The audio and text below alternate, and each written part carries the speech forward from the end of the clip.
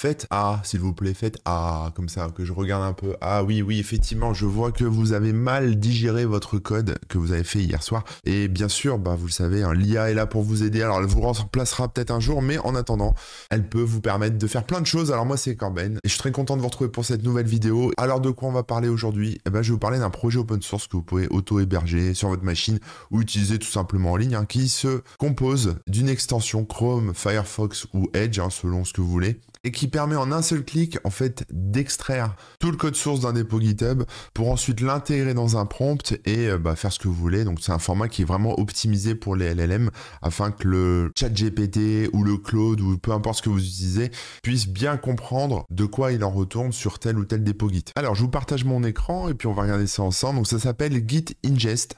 Donc c'est un dépôt, c'est un projet open source qui est disponible sous la forme d'un site, ici, gitingest.com, et évidemment d'une extension pour Chrome et Firefox. Donc moi, je vais installer l'extension Firefox.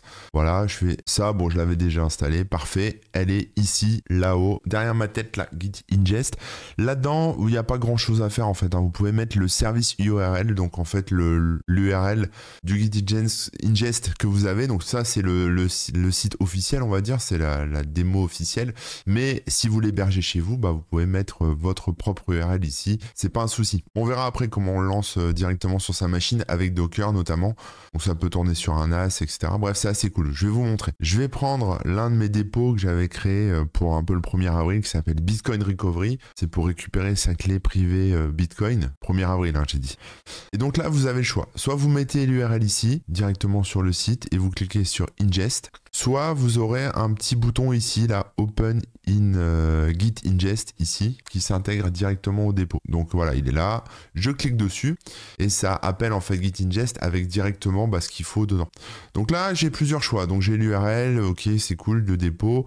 Je peux exclure, ou inclure certains types de fichiers. Bon là, je touche à rien. Et je peux inclure que les fichiers sous telle ou telle taille, ça évite de se retrouver avec des trop gros trucs à analyser. Donc vous pouvez régler ça si vous voulez, voilà, comme ça. Et ensuite, l'analyse est faite, donc on a un résumé qui dit que voilà, c'est un petit dépôt, il y a 4 fichiers qui ont été analysés, il y a une estimation de tokens de 1700 tokens, la structure des répertoires et tout le contenu. Donc ça, c'est tout le contenu présenté, on va dire, mis bout à bout pour pouvoir être analysé ensuite par une IA.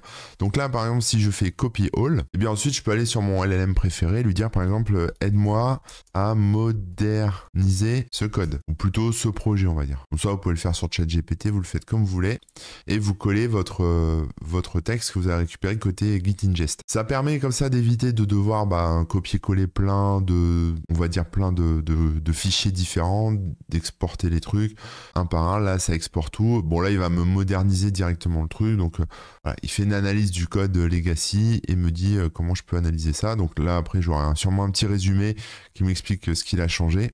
Voilà, donc il m'explique la structure du projet a changé, etc., etc.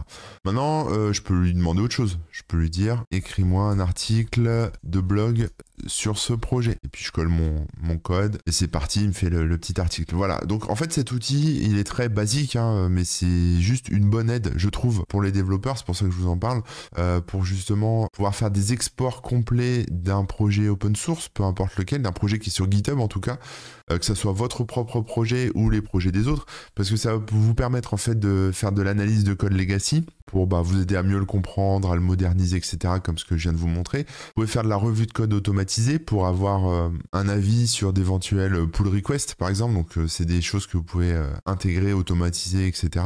Si vous voulez faire une transition vers des nouvelles technologies, vous pouvez aussi laisser l'IA analyser en fait le projet existant et puis lui demander ce qu'elle en pense pour basculer sur une autre techno, je sais pas, par exemple du Rust ou ce genre de truc. On peut interroger aussi le code du coup. Donc là, par exemple, voilà, je lui demande est-ce que ce code fonctionne vraiment, quelle lib utilise-t-il. Voilà, il me fait la liste et il me dit le code ne fait pas ce qu'il prétend faire, c'est un poisson d'avril élaboré, etc. Bon voilà, on peut aussi s'amuser à rédiger de la documentation. Donc ça peut être intéressant, faire de l'audit de sécurité. Enfin bref, après tout ce qu'on peut faire avec un LLM classique, hein, mais voilà, c'était pour vous donner quelques idées, quelques petits trucs. Ça permet comme ça de s'approprier un projet qu'on maîtrise pas bien et de pouvoir y contribuer rapidement. Je vais refaire une autre démo avec un autre projet, donc je vais mettre un peu plus, peut-être 120, c'est bien. Donc là, c'est un projet Open Pilot, hein, c'est un projet que j'aime beaucoup, qui est un projet libre, open source, qui permet en fait de faire appel à l'intelligence artificielle pour conduire une voiture. Et voilà, c'est un projet qui est quand même beaucoup plus complexe et avec beaucoup plus de fichiers que ce que je pourrais avoir sur mes propres projets. Donc voilà, je vais copier tout ça et puis je vais créer une nouvelle conversation et je vais dire comment je dois faire techniquement pour améliorer la traduction française de ce projet. Là, on va voir si ça passe parce que le fichier est un peu gros, parce qu'on est à peu près à 2 mégas. En tout cas, c'est ce qu'il estime en termes de tokens. Il y a quand même 1356 fichiers.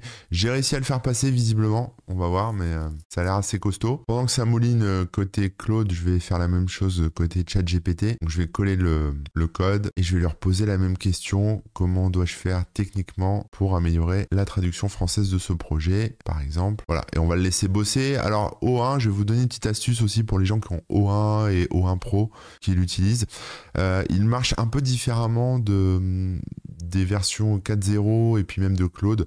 C'est-à-dire que là, sur un LLM classique, que ce soit celui-ci ou même Llama ou ce que vous voulez, en général, ce qu'on dit, c'est qu'il faut engager une conversation et y aller petit à petit. C'est-à-dire dire, voilà, j'ai envie de bosser là-dessus. Il nous répond, il nous dit, ok, cool, voilà ce que j'ai trouvé, ok, qu'est-ce que tu veux? Et en fait, on fait des petites étapes comme ça, des petites itérations, ce qui permet d'avoir une réponse plus précise, enfin une meilleure réponse en fait. Tout simplement en y allant tout doucement, petit message après petit message, ça se construit. Avec O1 et O1 Pro, c'est un peu différent. Là, c'est plutôt un outil qui va travailler en un seul bloc. Donc l'idée, c'est de lui donner un maximum de contenu, un maximum de trucs, de contexte, que ça soit du code, de la doc ou tout ce que vous voulez, et de lui poser vos questions, de lui demander de faire ce qu'il a à faire. Et ensuite, il va bosser pendant un temps plus ou moins long et vous fournir une réponse qui sera une réponse structurée, construite, etc.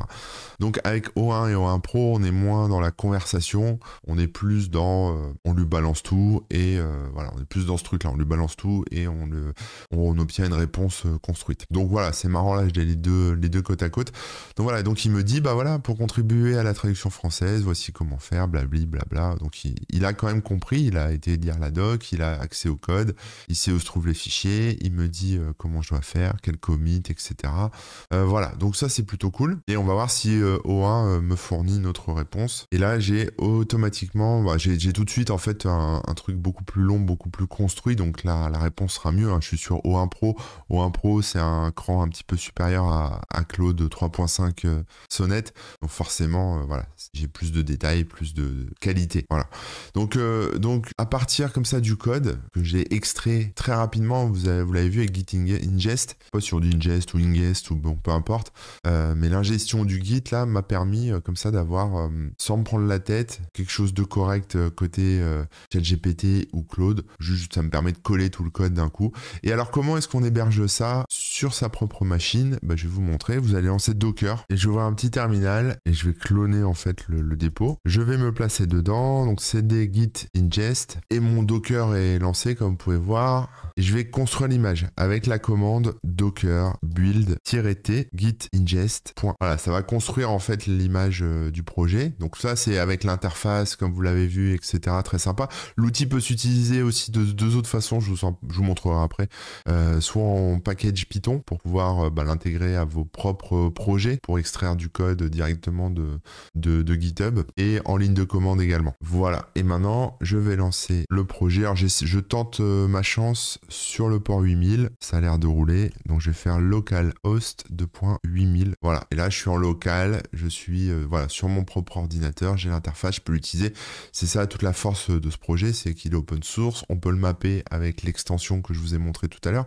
Donc c'est-à-dire qu'au lieu de mettre ici, enfin de rien mettre ou de mettre git ingest, on peut mettre localhost 2.8000 et ça va tourner en local sur la machine. Voilà, c'est quelque chose que vous pouvez déployer sur un petit serveur, sur votre NAS, peu importe. Bon, ensuite c'est trop con, j'avais prévu de vous montrer comment on utilise git ingest autrement que via l'interface web, notamment avec l'API, enfin plutôt la lib Python qu'on peut utiliser. Donc on pouvait faire un pip install et on pouvait l'utiliser comme ceci avec le package qui va bien et appeler, etc.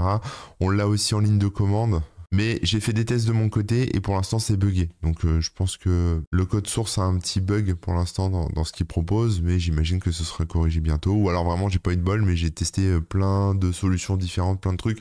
Et juste même en usage basique comme ça, comme ceci, il me fait une erreur. Donc voilà. Bon, tant pis, vous aurez peut-être plus de chance que moi, mais voilà, après vous avez vu, hein, c'est pas très compliqué. Quand ça marchera, ça crée un tuple avec summary, tree et content qui récupère tout le contenu et ensuite vous n'avez plus qu'à imprimer, à faire un print de summary, de tree et de content si vous voulez les exploiter dans vos outils. Et puis en ligne de commande, ça marche très bien aussi comme ceci. Voilà, donc je vais pas perdre plus de temps là-dessus.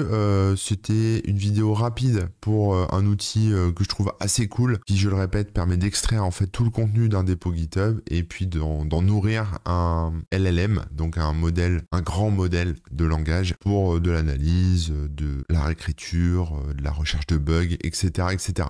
Voilà, j'espère que ça vous sera utile. Et puis, je vous dis, abonnez-vous à cette chaîne et à très bientôt. Et rejoignez-nous sur Patreon, patreon.com/Corben. Allez, merci, ciao.